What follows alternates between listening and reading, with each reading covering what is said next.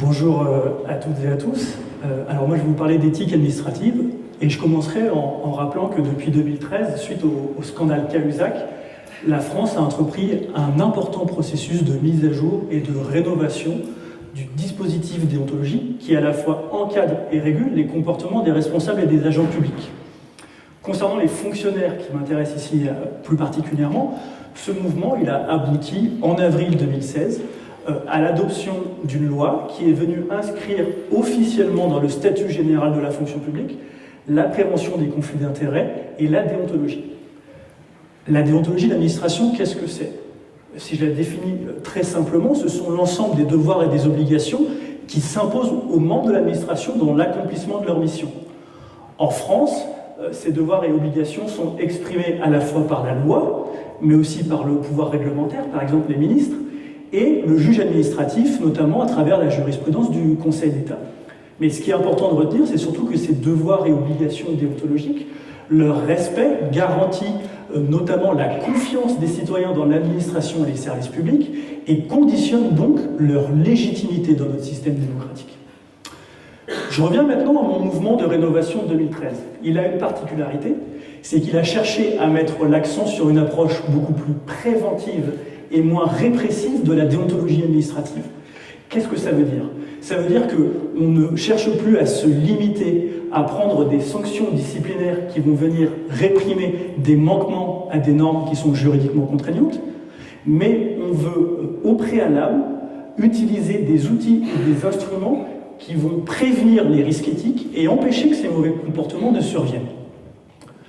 Afin de vraiment approfondir ce mouvement et promouvoir l'éthique dans l'administration publique, je crois qu'il est important d'éviter 3 malentendus principaux sur ce sujet. Le premier malentendu, c'est que très souvent, on a une vision qui est négative, qui va être formulée en termes de moralisation des comportements, alors qu'il serait bon d'avoir une approche beaucoup plus positive et stimulante de l'éthique. Une démarche éthique, elle ne cherche pas simplement à réprimer des actes répréhensibles, elle s'intéresse beaucoup plus à aider les agents publics à rechercher la bonne conduite au quotidien. Si je prends une métaphore médicale, il ne s'agit pas simplement d'empêcher les maladies, il s'agit aussi de s'efforcer d'être en bonne santé. Et être en bonne santé, vous savez parfaitement que ce n'est pas simplement éviter de tomber malade, mais c'est aussi s'efforcer pour être dans une meilleure condition à la fois physique et psychologique. Donc il est vraiment important de sortir d'une démarche qui serait simplement ponctuelle et réactive, qui va se développer simplement dans des cas de scandale ou d'affaires de manquement à l'éthique, pour aller vers une approche qui se veut beaucoup plus proactive et constante. Pour le dire simplement, c'est aussi lorsque, entre guillemets, tout va bien, qu'il faut se préoccuper d'éthique. Le deuxième malentendu principal sur ce sujet, c'est que très souvent, on a une vision qui est individuelle, alors qu'il faudrait avoir une approche qui est beaucoup plus institutionnelle. Évidemment, l'agent, il va être amené à décider et à agir. Mais l'institution ou l'organisation, elle aussi, elle a un rôle central à jouer en matière d'éthique. Pourquoi? Parce que d'abord, c'est elle qui va déterminer ce qu'est une bonne conduite. Elle va définir des valeurs, elle va dégager des normes de conduite à respecter. Mais surtout parce que l'organisation, c'est elle aussi qui peut être à l'origine de défis ou de problèmes éthiques. Par son fonctionnement, par son mode de gestion ou par sa culture plus informelle. Pensez à une organisation dans laquelle on a une tradition d'acceptation de pots de vin, où on laisse passer les conflits d'intérêts, on ne s'en préoccupe pas. Donc là encore, pour faire une métaphore qui est souvent utilisée en matière d'éthique, on parle de la pomme pourrie, eh bien, j'aimerais vous dire que ce n'est pas la pomme éventuellement pourrie qui devrait nous intéresser, mais c'est le panier lui-même.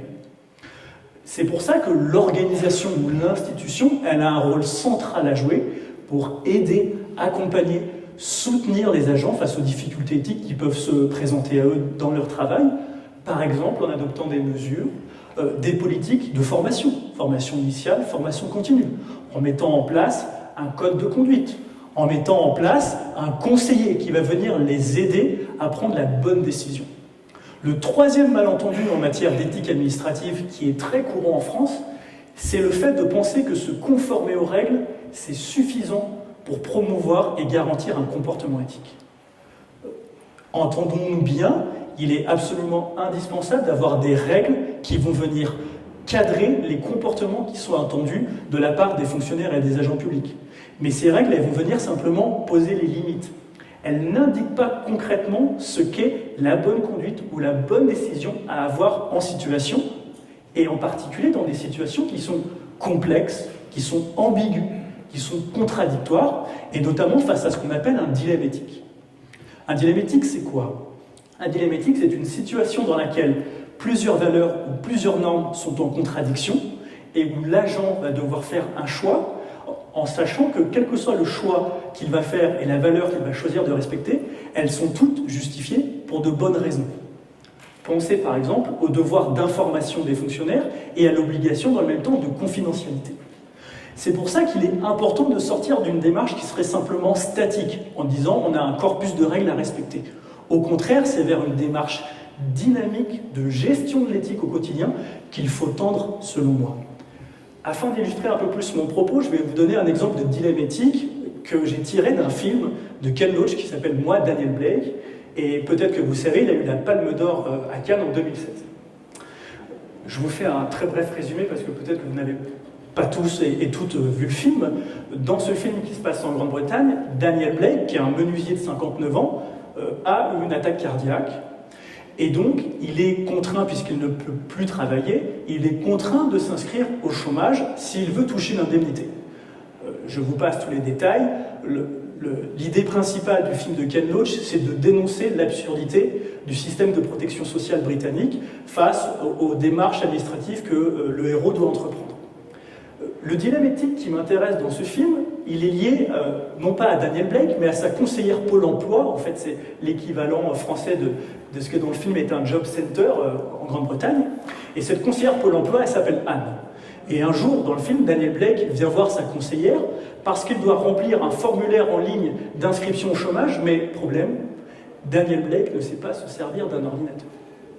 Et dans le film, si vous l'avez vu, ou vous le verrez prochainement, Anne est assez mal à l'aise vis-à-vis de cette demande de la part du héros, parce qu'ils n'ont pas rendez-vous, donc en théorie, en suivant les règles de fonctionnement du Job Center, elle n'a pas à venir l'aider pour effectuer cette démarche, qui est pourtant obligatoire. Quel est le dilemme éthique face auquel est confrontée notre conseillère Pôle emploi? Eh bien, il y a deux types de valeurs qui sont en contradiction. D'un côté, vous avez la loyauté envers son organisation et le respect de sa hiérarchie. Mais de l'autre, on peut aussi considérer que, par son action, notre conseillère peut mettre en avant sa mission de service public et la bienveillance vis-à-vis de l'usager. Ce qui m'importe de vous montrer, c'est quelle que soit la valeur qu'elle va choisir de mettre en pratique à travers son comportement, les deux sont tout à fait justifiés. On attend d'un agent public qu'il respecte sa hiérarchie, c'est le comportement normal, attendu de tous les agents publics. A l'inverse, si elle ne respecte pas la procédure formelle et qu'elle vient aider le héros à remplir ses obligations en matière de procédure des demandeurs à l'emploi, c'est aussi un moyen de remplir au mieux sa mission de service public. Vous voyez là qu'il n'y a pas de solution évidente, et c'est pour ça qu'elle se trouve face à une situation problématique et qui lui cause un malaise. Je terminerai simplement en vous disant que c'est aussi face à ces situations-là, à ces situations de dilemme éthique, qui ne relèvent pas forcément d'une infraction par rapport à une norme juridiquement contraignante, qu'il faut aider les agents publics à travers un certain nombre de mécanismes et dispositifs qui vont venir les accompagner pour faire la meilleure décision et adopter la meilleure conduite possible au quotidien. Je vous remercie.